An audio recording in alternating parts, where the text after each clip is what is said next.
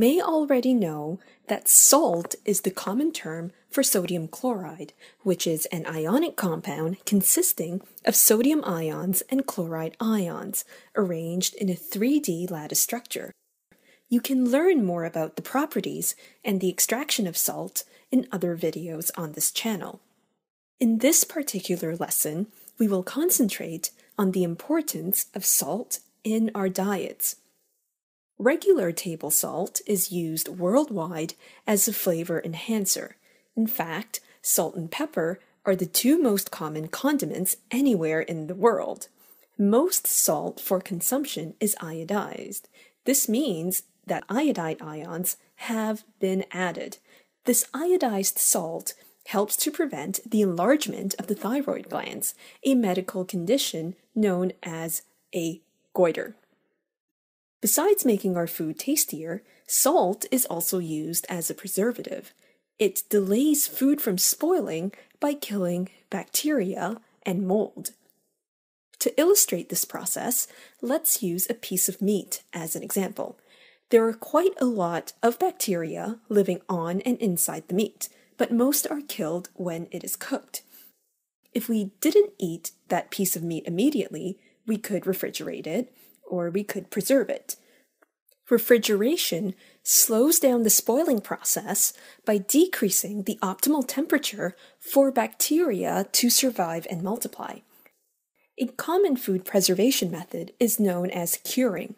Curing involves rubbing meat with a lot of salt. So if we rubbed that piece of meat with a lot of salt, a hypertonic environment is created. This means that there is a higher solute concentration outside of cells rather than inside. Osmotic pressure, therefore, is increased. This draws water out of cells, including water inside of bacteria living on and inside that piece of meat. These bacteria are killed and the meat is preserved. Most cured meats are also smoked to further dehydrate the meat and to add flavor. Food can also be preserved by pickling. Curing is done by creating a dry environment, whereas this pickling process is done in an aqueous environment. This is done by placing the food item in brine or salty water. The same idea occurs here. A hypertonic environment is created, osmotic pressure is increased.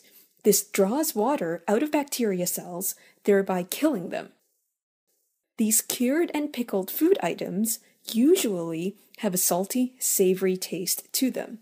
Usually, other preservative agents, such as nitrites, are added, but historically, salt is the most common preservative.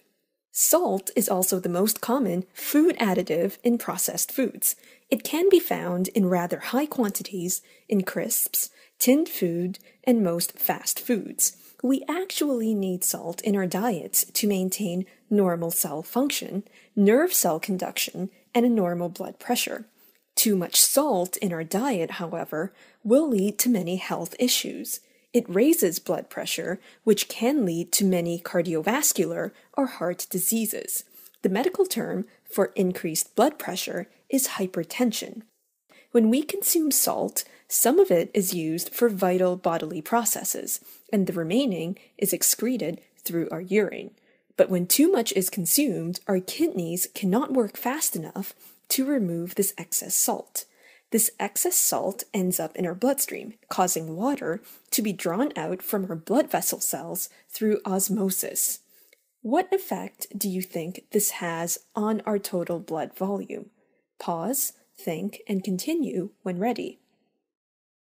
Blood volume increases, and this increases blood pressure because there simply isn't enough space for this extra volume. The blood vessel walls actually overcompensate by creating thicker and stronger cells to withstand this additional pressure. This further increases blood pressure.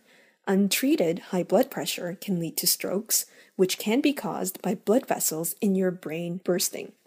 Increased blood pressure also means that your heart, as a muscle, has to pump harder to get blood flowing through these smaller vessels.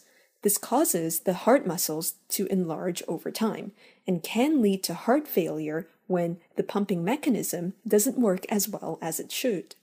Decreasing overall salt consumption can prevent these health issues.